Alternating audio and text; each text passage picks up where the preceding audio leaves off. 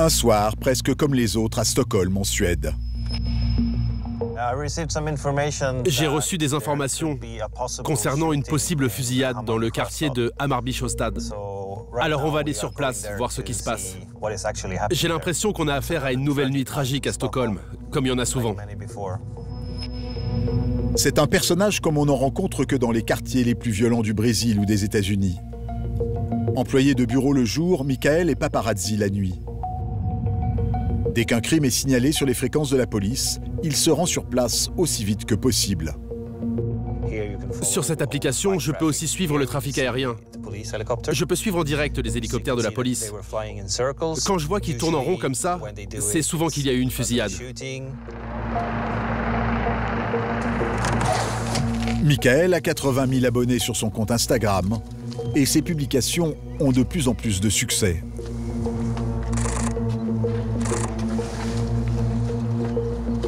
Ça s'est passé il y a environ 40 minutes. Quelqu'un a tiré plusieurs balles à travers la porte d'un appartement, juste ici.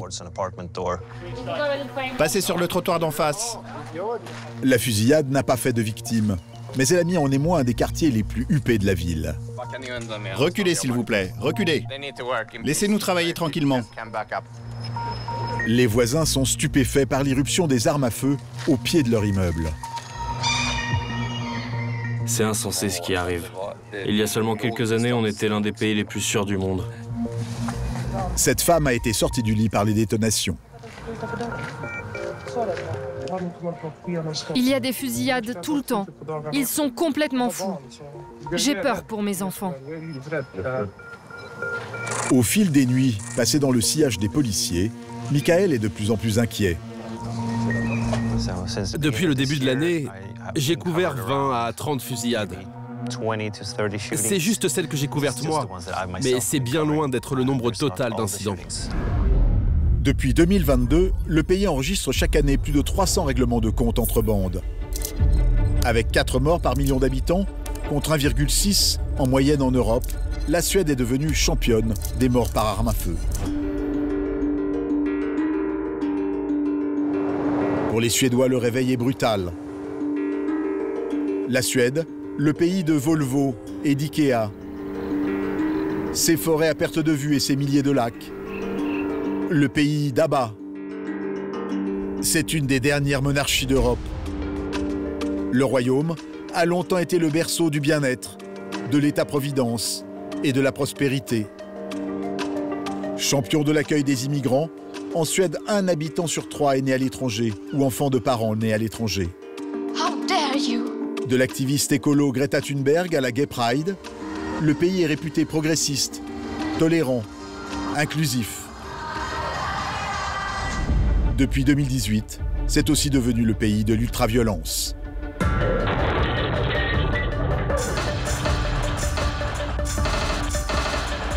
Ces 3 dernières années, le pays a enregistré 1200 fusillades, 345 attaques à l'explosif et 175 morts. La Suède fait face à une montée de la violence inédite entre des gangs qui se disputent le trafic de stupéfiants. La Suède est un pays de drogue. Tout le monde se drogue. Et il y a énormément d'argent à gagner avec ça ici.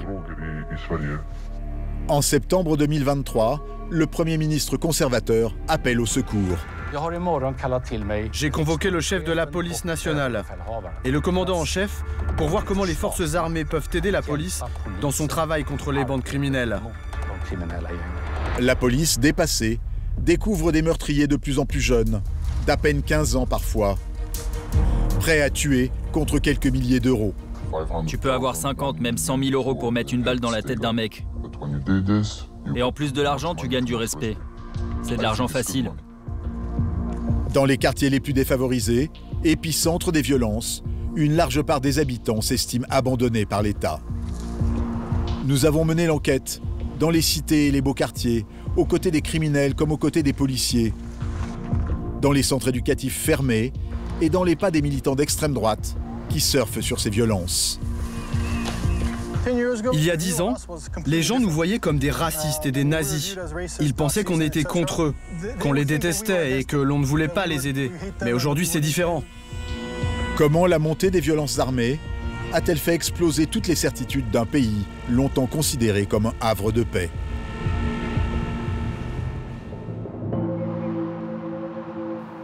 Göteborg, deuxième ville de Suède, c'est le plus grand port de Scandinavie et l'une des places fortes du trafic de stupéfiants dans le pays. Au début des années 2000, c'est là qu'ont éclaté les premières violences entre trafiquants de drogue. C'est là qu'en 2021, un drame secoue toute la Suède.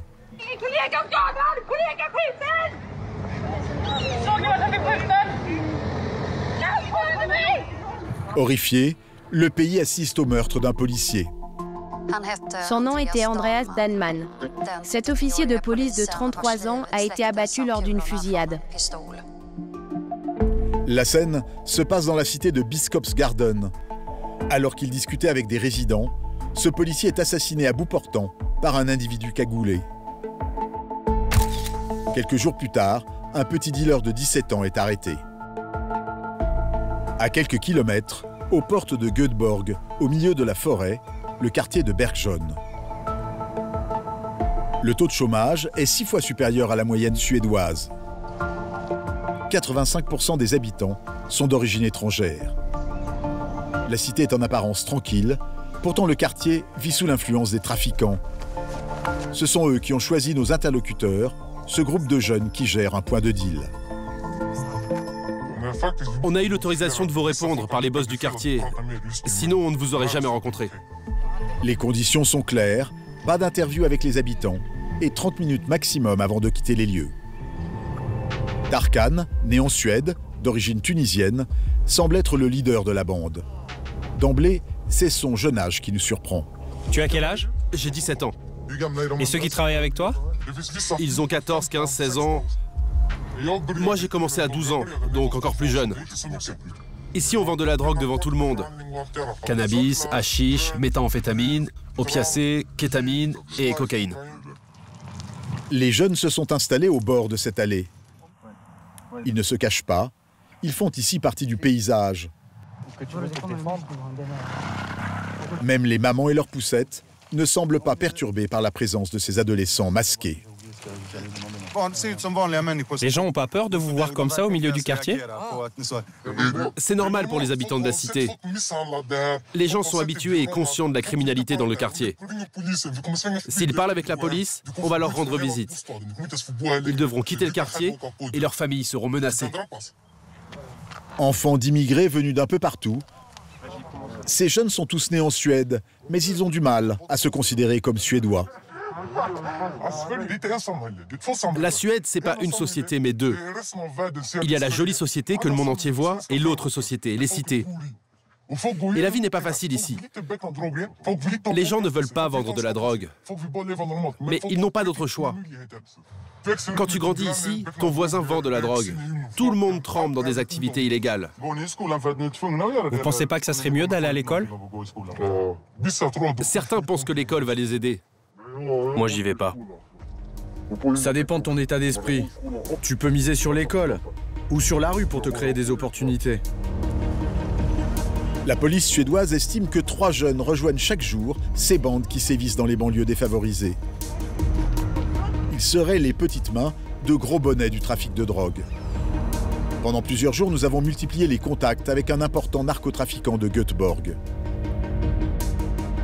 Pour s'assurer de notre identité, il a changé à plusieurs reprises la date et le lieu de notre rendez-vous. C'est finalement dans un appartement quasi vide qu'il nous reçoit.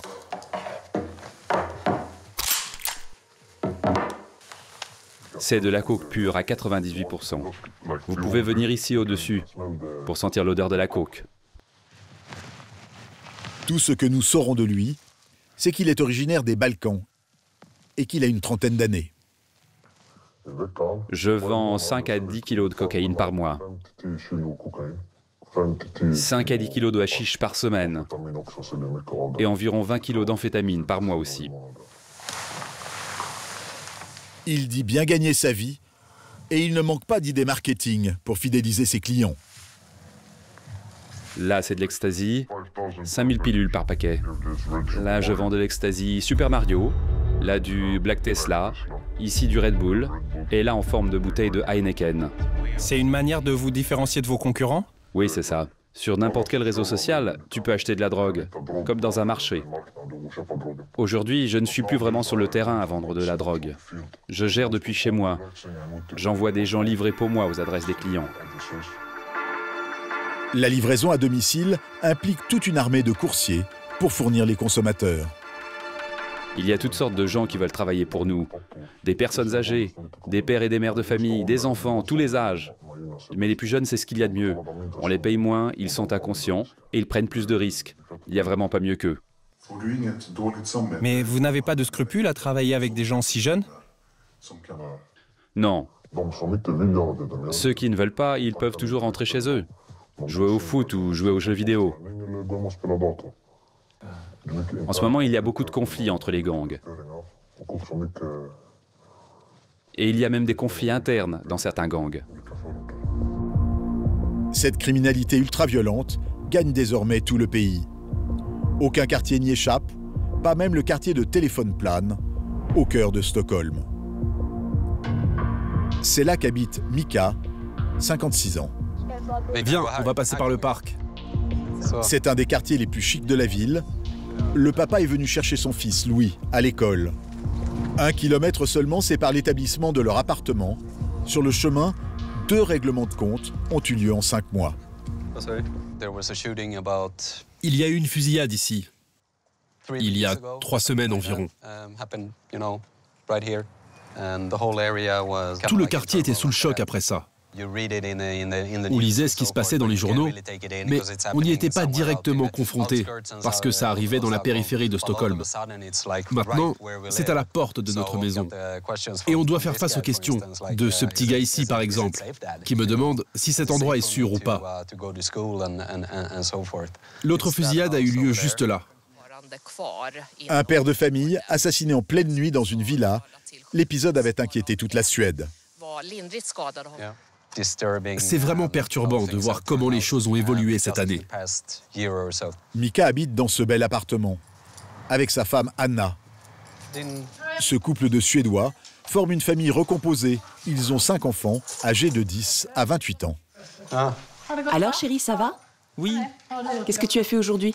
On a fait une sortie à l'école, c'était super. Je suis préoccupée parce que la menace s'approche. Elle s'approche de nous, de nos vies.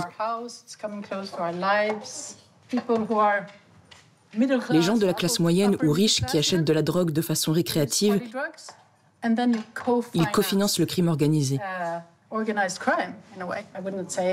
Je ne veux pas dire qu'ils ont du sang sur les mains, mais ils font partie du problème. Ce soir, ils ont invité à dîner des voisins, un couple de trentenaires. Salut, viens là que je t'embrasse. Il y a Anne, 29 ans, anesthésiste, et Joël, 27 ans, qui travaille dans la cybersécurité. 2 couples, 2 générations. Mais est-ce que beaucoup de gens de votre âge consomment de la drogue? Oui, beaucoup de gens, mais tout le temps cachés. Tu n'imagines pas ce qui se passe. Les statistiques officielles disent que 3% de la population consomme des stupéfiants. Le nombre d'overdoses en 2023 en Suède, 94 par million d'habitants, est 4 fois supérieur à la moyenne européenne. Pourtant, les violences liées au trafic semblent encore lointaines pour beaucoup de Suédois. Mais les gens s'en foutent parce que pour eux, ce sont des jeunes garçons d'origine étrangère qui se tirent dessus entre eux dans leur cité. Et ils ne se sentent pas concernés parce qu'ils pensent que c'est une société parallèle. Ces jeunes d'origine étrangère qui vivent en banlieue, ce sont les enfants des 1 200 000 immigrés que la Suède a accueillis ces 10 dernières années. Autour de la table, chacun s'interroge. Faut-il réviser la politique d'asile du pays, longtemps la plus généreuse d'Europe? Ce sont des gens qui sont dans le besoin et nous devons les aider, c'est mon point de vue. Mais il faut aussi mettre en place les moyens pour les accueillir correctement, ici en Suède. La plupart des politiciens le disent, ils ont accueilli trop de personnes, trop vite. Dans les années 80, le système social s'occupait de ces enfants et leur proposait des activités. Mais si tu regardes ces quartiers aujourd'hui, ils n'ont plus rien à faire. Tout a été abandonné. À les entendre, l'image d'Épinal d'une Suède longtemps modèle d'État-providence est aujourd'hui dépassée. C'est un peu comme une maison qui brûle, et on est à côté en train de discuter comment éteindre le feu au lieu d'agir rapidement. Ce constat n'a pas cours que dans les quartiers aisés de la capitale Stockholm. Il est partagé jusque dans les rangs de la police. Uppsala, à 70 km au nord de Stockholm. C'est la plus grande ville universitaire du pays, avec 40 000 étudiants pour 220 000 habitants. Cet homme connaît la ville comme personne. À 56 ans et 40 années de service, Daniel Larsson est le chef de la police d'Uppsala. En ce moment, nous sommes en code rouge. On s'attend à des fusillades à tout moment. À l'image de toute la Suède, cette ville en apparence tranquille subit de plein fouet les violences liées au trafic de stupéfiants. Juste là, dans cette maison, la maman d'un chef de gang a été tuée par balle. Elle était à la fenêtre. Son assassin est arrivé par surprise et il lui a tiré en pleine poitrine. C'est totalement nouveau. Avant, on ne touchait pas aux petites amies, aux épouses ou à la famille. Jamais. Le policier constate un changement aussi radical que sanglant dans le mode opératoire des criminels. Dans un seul but, selon lui, garder sous contrôle les plus jeunes membres de leur réseau. J'ai déjà eu des meurtres d'enfants de 14 ans qui voulaient se retirer du crime organisé. Et pour avoir fait ce choix, ils ont été tués. Le gars qui les a tués a filmé la scène pour envoyer un message à tous les autres. Regardez ce qui va vous arriver si vous ne faites pas ce que je demande. On se croirait en Sierra Leone ou au Salvador. On n'avait jamais vu de crime aussi horrible en Suède auparavant. En septembre 2023, la violence à Uppsala monte encore d'un cran. Dans ce quartier pavillonnaire, un homme est filmé prenant la fuite après avoir placé une bombe dans la maison d'un membre d'un gang rival. L'explosion provoque la mort d'une jeune femme innocente de 25 ans. 10 maisons sont détruites par le souffle.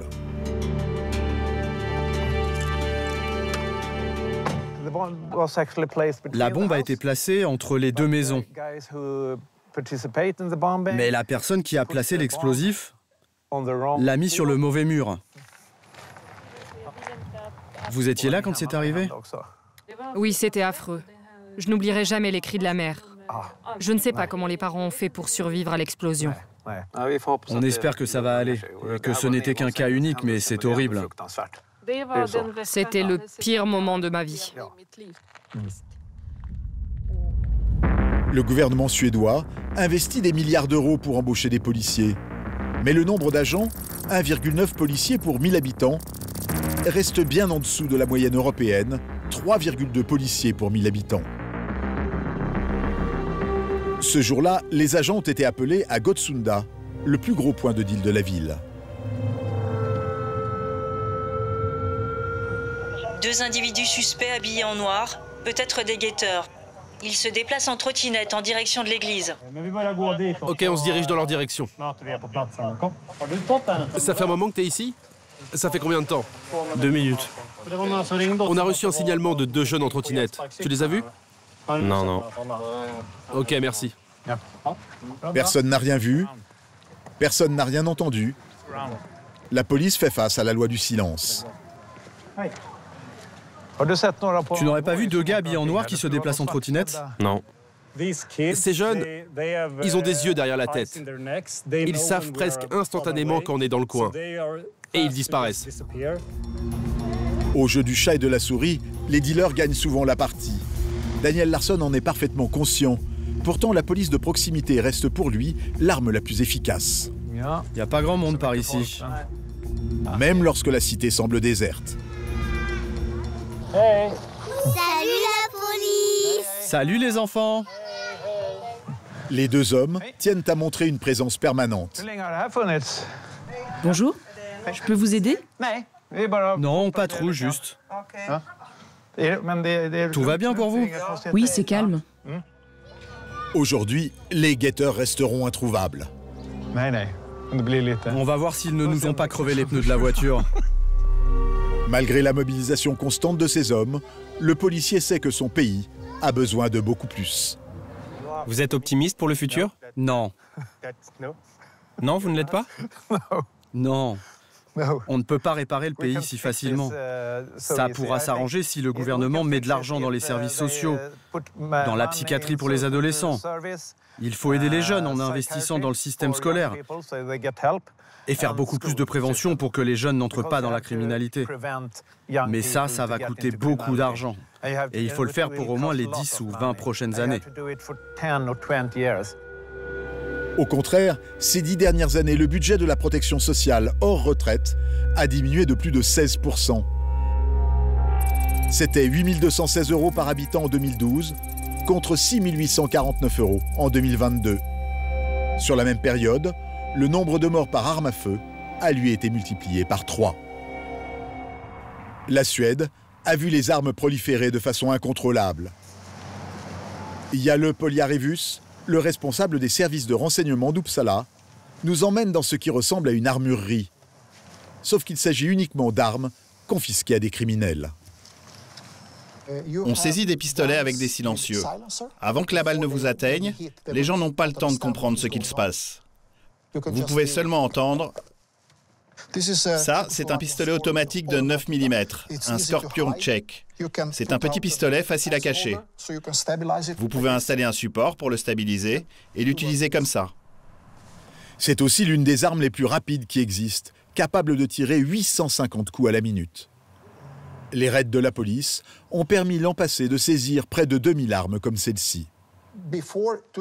Avant 2015, ceux qui utilisaient ce type d'armes avaient entre 20 et 25 ans. Aujourd'hui, ils ont souvent moins de 18 ans. Certains ont 15 ans, 16 ans, 17 ans. Ces armes dans les mains des plus jeunes ont favorisé l'émergence d'un nouveau business, celui des tueurs à gages.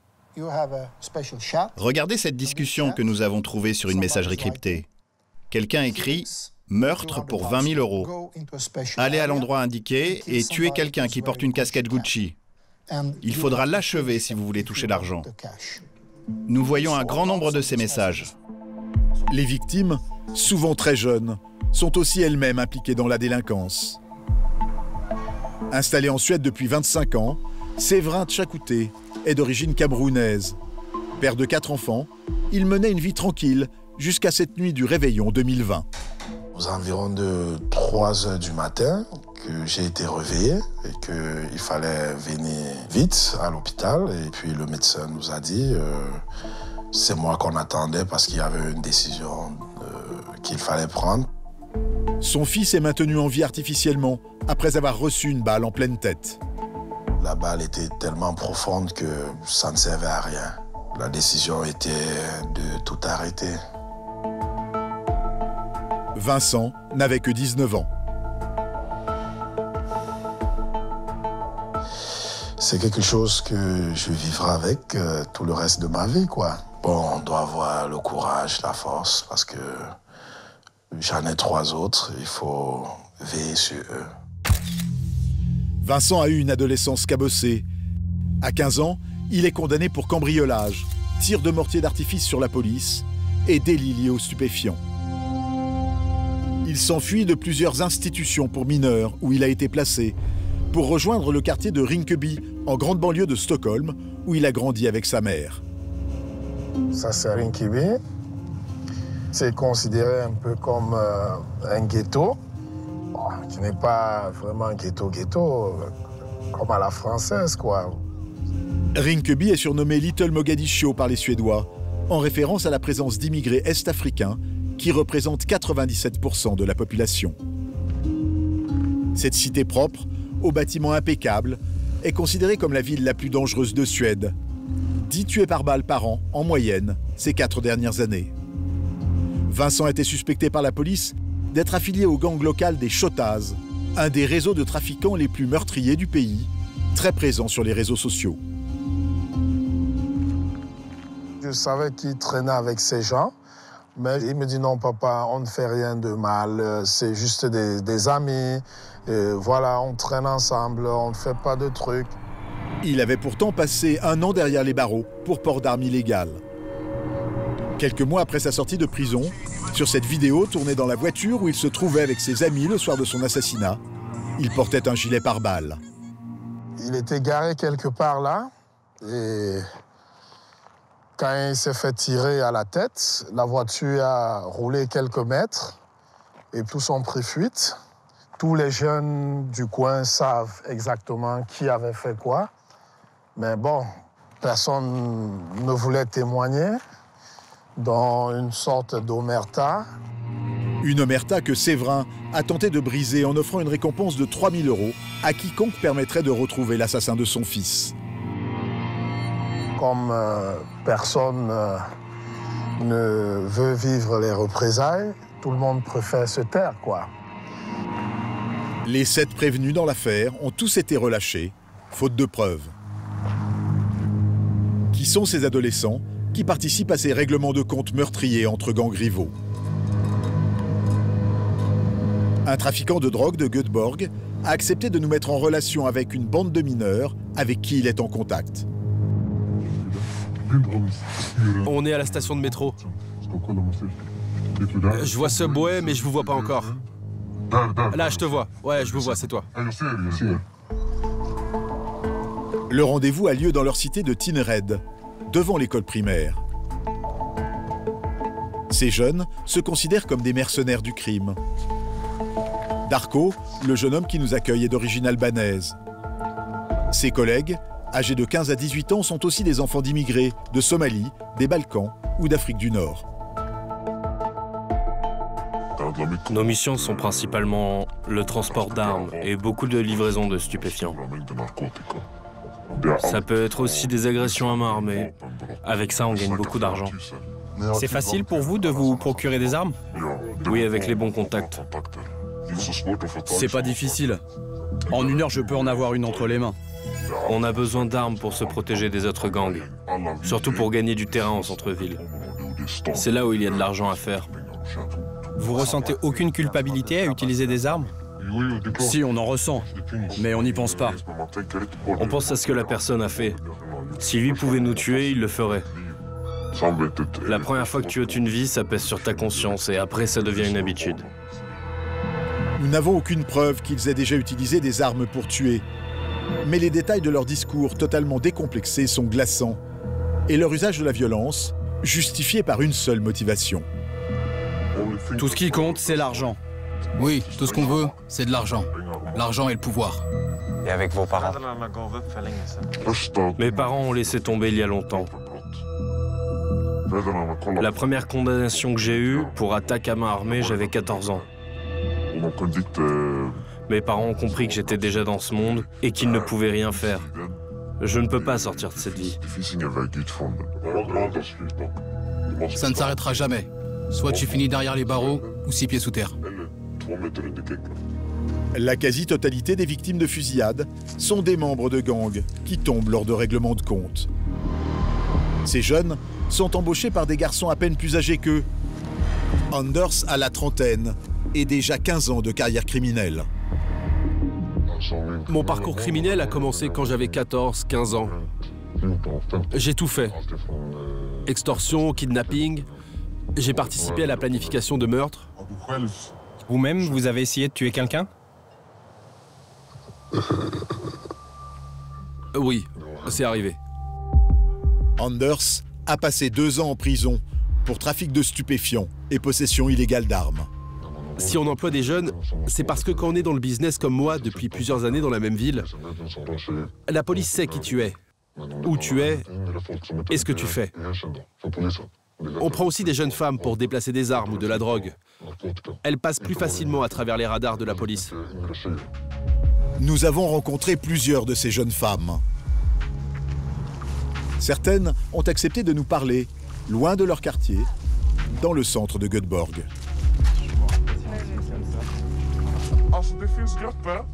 On est sur des groupes dans des messageries cryptées, où des gens proposent des missions. Ils demandent par exemple de transporter des drogues de Göteborg jusqu'à Stockholm. Il y a des risques, mais pour une livraison, ils peuvent te donner jusqu'à 1 000 €. Et ça, c'est de l'argent vraiment rapide. Il y a aussi des annonces pour tuer des gens? Oui, mais nous, on ne les prend pas. On prend les choses faciles, genre transporter de la drogue pour aller d'une ville à une autre. Toutes ont quitté le système scolaire, obligatoire en Suède, jusqu'à 16 ans. Les plus âgés disent avoir déjà fait des séjours en prison pour tentative de meurtre ou coups et blessures volontaires. Nous avons pu confirmer leurs propos en consultant leur casier judiciaire, libre d'accès en Suède. Ma mère avait des problèmes d'argent, c'est comme ça que ça a commencé.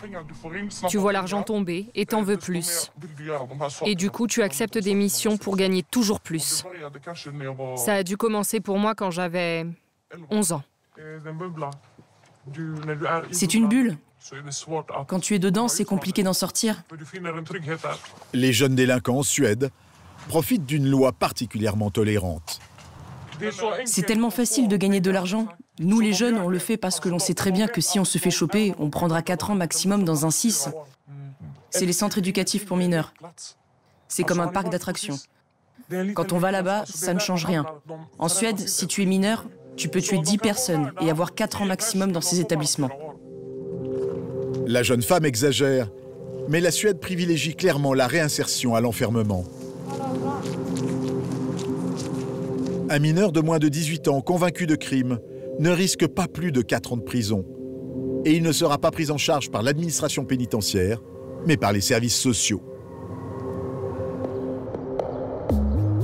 Le gouvernement dépense chaque année près d'un demi-milliard d'euros dans des structures destinées aux mineurs délinquants. Les 6.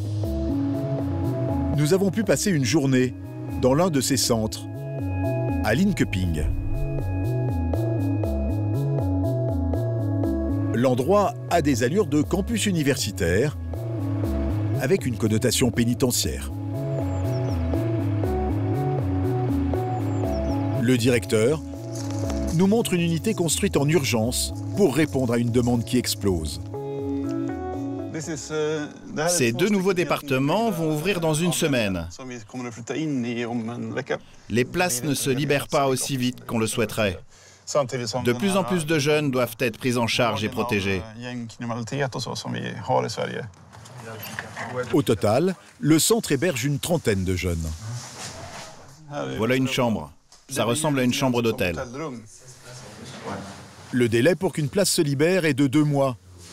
En Suède, contenir la violence, c'est aussi une affaire d'argent. Effectif de la police, budget de la justice, prise en charge des victimes, l'État a fait ses calculs. Il faut savoir que ce serait beaucoup plus cher pour la société si ces jeunes étaient dehors dans la délinquance. Un gang composé d'une vingtaine de membres coûte environ 50 millions d'euros par an à l'État suédois. Donc pour moi, c'est un bon investissement de miser sur nos jeunes et de leur donner un meilleur avenir. Nous pouvons filmer dans l'unité numéro 3. 7 garçons, âgés de 15 à 20 ans, y sont pris en charge.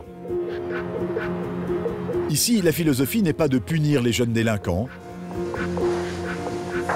mais de les considérer comme des personnes vulnérables qu'il faut aider et protéger.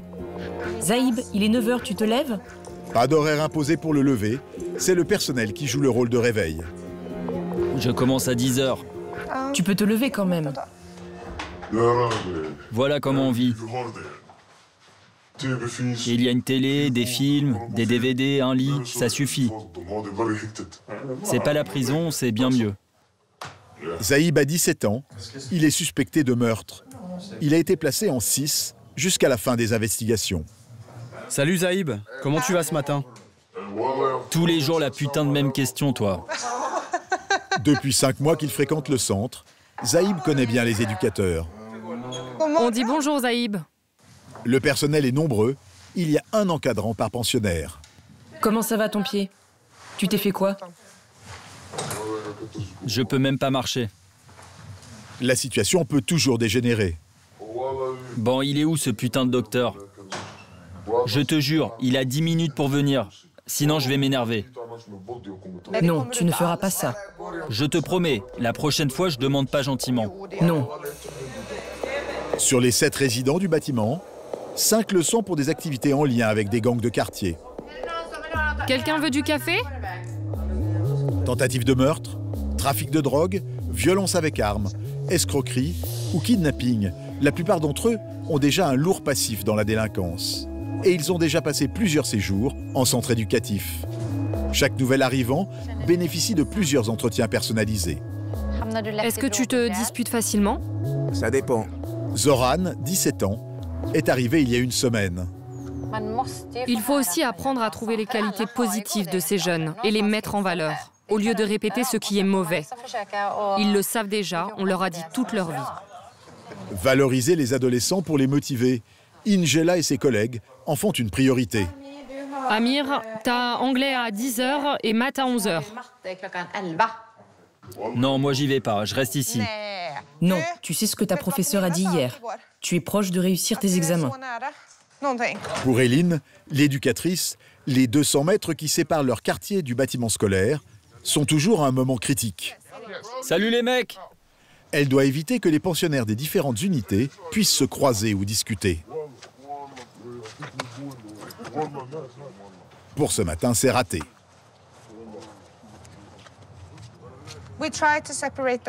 On tente de les séparer autant qu'on peut, mais ici, dans cette zone, c'est difficile. Ils se battent entre différents gangs en Suède. Certains d'entre eux ont pu tuer le cousin ou le frère d'un membre d'un gang rival.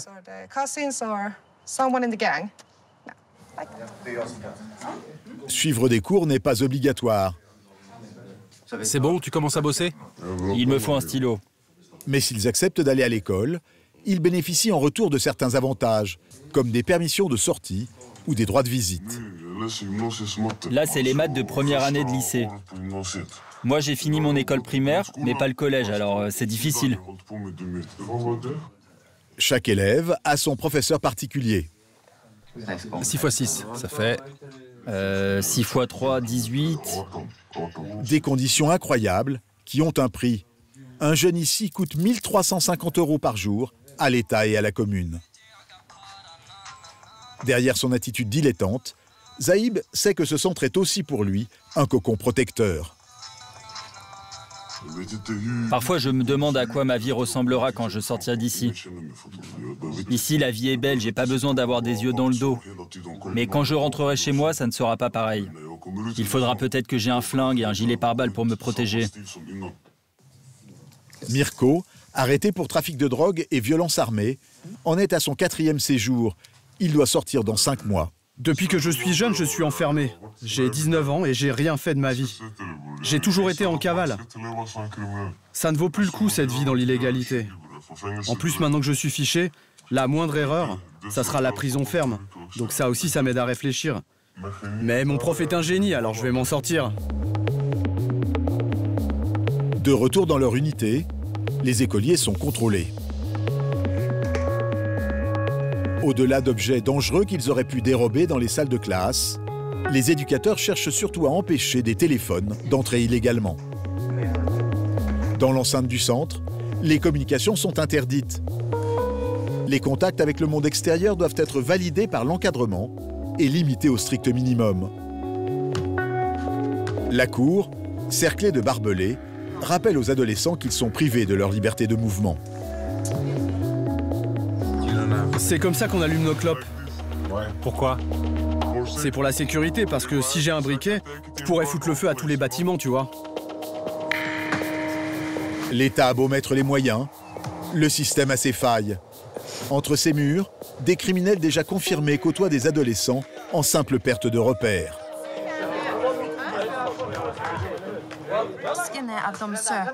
Des jeunes qui ont commis des délits mineurs côtoient des membres de gangs qui ont parfois commis le pire. Et alors, ils se font des contacts dans le monde criminel et se font recruter comme membres de gangs. Puis, ils commettent des crimes dès qu'ils sortent. C'est le plus gros problème ici en ce moment. Les jeunes, qui font preuve de bon comportement, Zaïb, tu veux parler un peu à ton frère? Peuvent profiter de permissions. Ingela a la main sur une liste restreinte de numéros que Zaïb peut contacter. J'arrive ce week-end. Le contenu des conversations, lui, n'est ni surveillé, ni enregistré. Bien que suspecté de meurtre, pour ses éducateurs, Zaïb est considéré comme un pensionnaire modèle. Moi, je suis là depuis 5 mois. J'ai le droit de sortir tout seul 1 heure par jour. Je peux passer des coups de fil, j'ai une tablette. Je peux rentrer chez moi tous les week-ends. Si tu gagnes leur confiance, ils te laissent plus de liberté. Récompenser le respect d'un contrat de confiance Cet objectif est l'un des piliers de la politique de ces centres, avec parfois le risque de l'incohérence. T'as pas emmené ton portable? Tiens, je te le donne. Non, pas besoin. Ah, je pensais que tu me faisais pas confiance. Dès les portes de l'enceinte franchies, Zaïb peut à nouveau être en possession de son téléphone personnel, sous les yeux de son éducatrice. C'est vrai qu'ils ont beaucoup de droits. Mais la difficulté, c'est de savoir où placer la limite entre les droits et la privation de liberté. Mirko a fini son heure de promenade accompagnée. On se voit plus tard. À plus, Mirko. On se voit au centre un peu plus tard. Zaïb a désormais 1 heure devant lui, tout seul. À partir de maintenant, vous pouvez parler à tous les gens avec qui vous étiez en contact avant d'entrer dans le centre. Oui. Je peux faire ce que je veux avec mon téléphone. Appeler mes amis. Je fais ce que je veux. Mais en vrai, je le fais pas beaucoup. D'habitude, je me promène, j'écoute de la musique, puis je rentre. Chez les membres de gangs qui passent par ces centres fermés, le taux de récidive approcherait les 90%. Une partie des Suédois mettent en cause l'influence d'une musique très populaire, le gangsta rap. Cette musique, qui chronique la vie des quartiers défavorisés, est devenue un phénomène de société. Sur les 3 artistes les plus écoutés en Suède, 2 sont des artistes de gangsta rap. Plusieurs d'entre eux ont été inculpés pour des crimes liés à des gangs. En 2021, le rappeur Einar, alors numéro 1 des charts, est kidnappé puis assassiné par un gang. Impliqué dans un volet de l'affaire, Yassine, une autre star du gangsta rap, a passé 10 mois derrière les barreaux. Dans la société suédoise, leur succès fait débat. Ces artistes poussent-ils les jeunes vers la délinquance et l'argent facile? Zede, c'est son nom de scène, Józef Wojciechowicz dans la vie, est une superstar du gangsta rap. D'origine polonaise, il est né et a grandi en Suède. Tu peux prendre la photo, s'il te plaît? Rapproche-toi, frérot. Un grand sourire, les potes. Zede, c'est une collection de victoires de la musique et de condamnations pour vol aggravé et trafic de stupéfiants. Il a passé 1 an et demi en prison. J'aime bien ta manière de poser sur tes chansons. Ça reste bloqué dans la tête. Ça t'emporte, je trouve. Ces jeunes Suédois, fans de l'artiste, fréquentent les beaux quartiers de Stockholm. Vous pensez que le gangsta rap a de l'influence sur les jeunes Suédois en dehors des cités? Oui, bien sûr. N'importe qui avec un portable et TikTok peut y voir des vidéos et écouter cette musique tous les jours. Zede veut se forger une nouvelle image plus consensuelle aujourd'hui, loin de la délinquance. Mais il a construit son succès en se mettant en scène dans des vidéoclips où il fait l'apologie des armes, du luxe et du cash à gogo.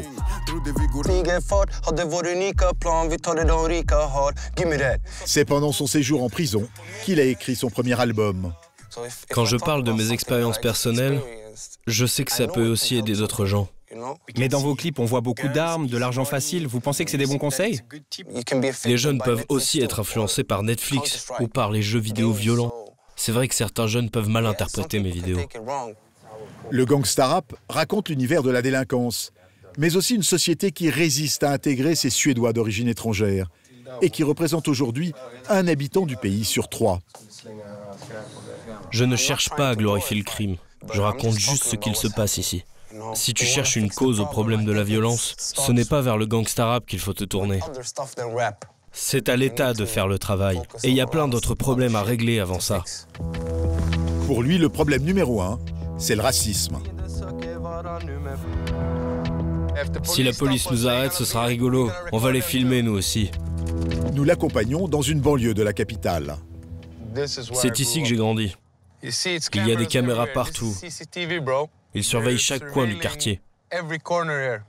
Tensta, au nord-ouest de Stockholm, est classé par la police parmi les 3 quartiers les plus dangereux du pays.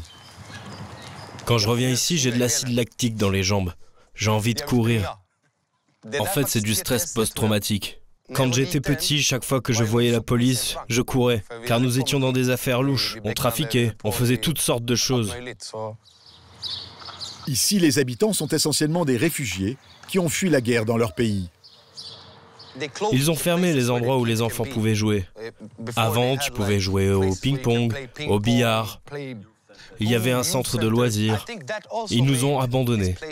Et c'est ça qui a tout foutu en l'air.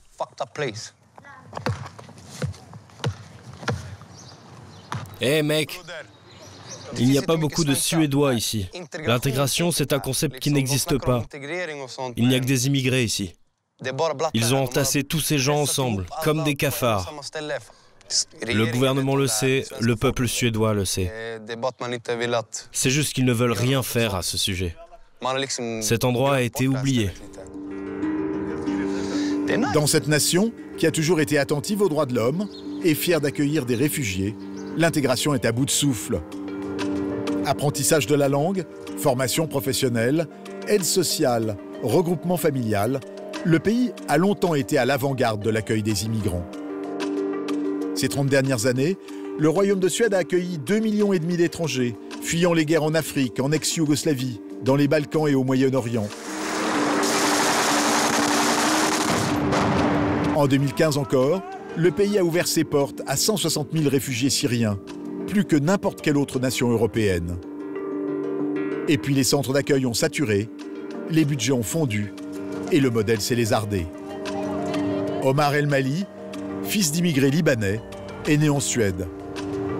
Après avoir fait des études de sociologie et de criminologie, il a trouvé un emploi dans les services sociaux d'Helsingborg, sa ville natale. Mais depuis peu, son poste a été supprimé et son quartier décline. C'était une école ici, mais il y a eu trop d'immigrants qui sont venus et il y avait trop de ségrégation à un moment. Il y avait de la criminalité dans l'école. Du coup, les politiciens ont décidé de la fermer et elle est vide en ce moment. Son quartier de Söder était autrefois un secteur multiculturel très prisé. Les coupes à répétition dans les budgets alloués à la politique d'intégration ont impacté en premier lieu les plus défavorisés. À Söder, les adolescents n'ont plus d'endroit où se retrouver. Salut. Salut, ça va? C'est Omar désormais qui se mobilise pour les jeunes de son quartier. Allez, corde à sauter. Avec son ami Mustapha, champion du monde de boxe thaï, ils organisent des entraînements chaque semaine. Youssef ici, il est devenu champion junior de Suède. Et depuis... Ouais, j'ai remarqué. Il cause moins de problèmes. Il se concentre plus sur son entraînement. Et je pense que c'est ça aussi. Il faut montrer aux jeunes de quoi ils sont capables. Oui, il faut qu'ils croient en eux. C'est pas aussi facile qu'on le pense. Je vais pas les faire sortir de la rue et espérer qu'ils viennent à la salle d'entraînement tout de suite. Ils seront toujours tiraillés entre d'un côté la vie dans la rue et nous ici.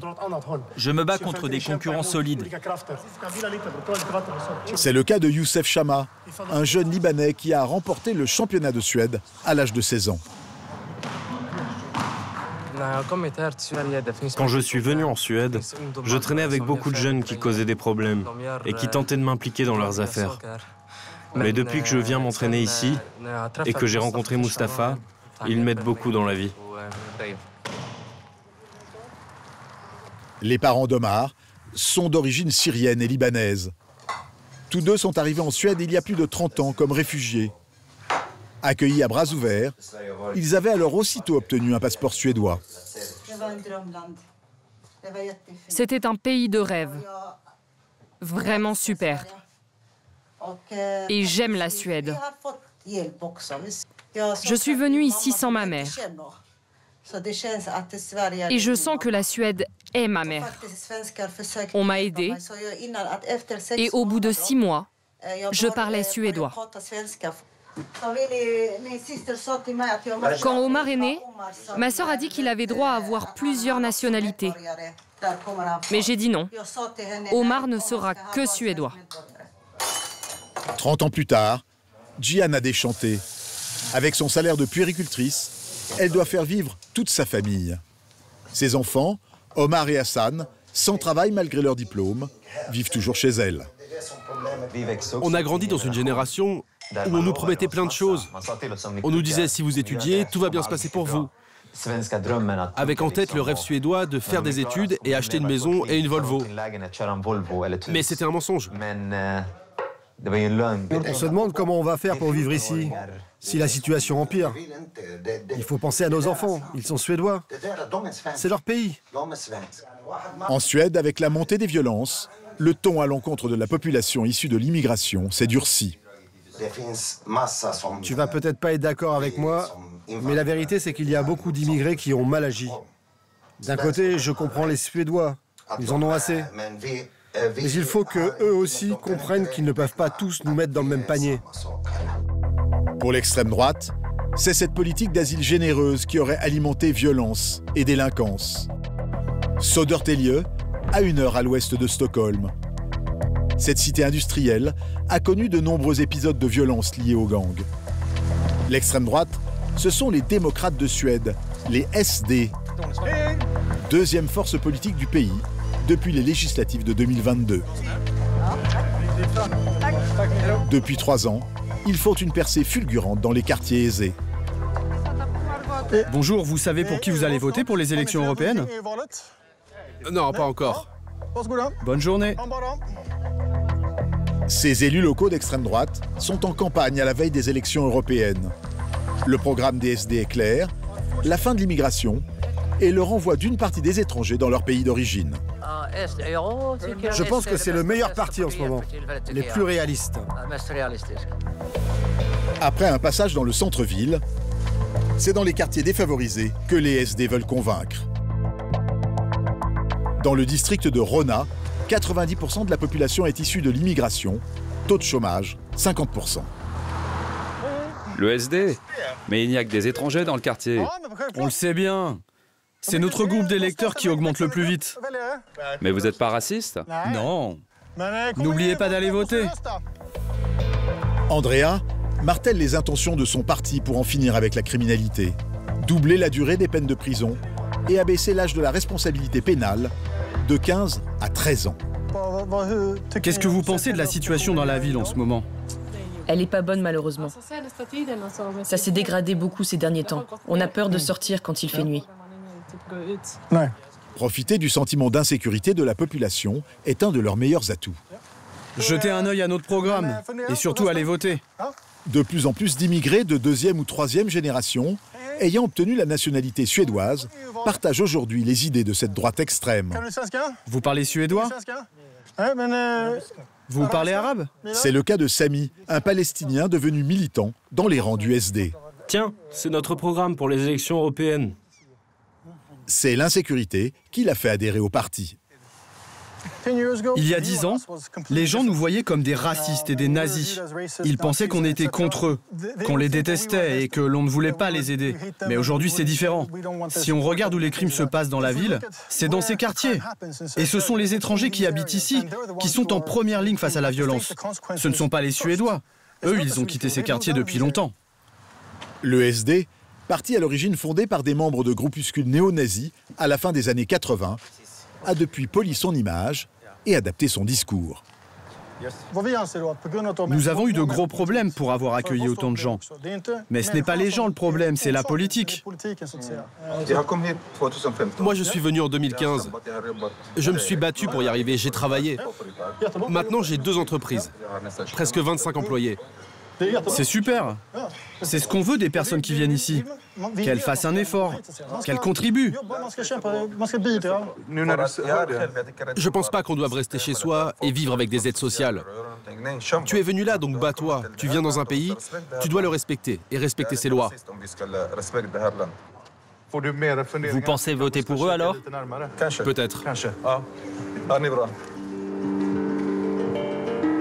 Entre les militants d'extrême droite et les Suédois qui veulent continuer de croire en leur modèle historique d'assistance et d'accueil, le débat n'a jamais été aussi tendu en Suède.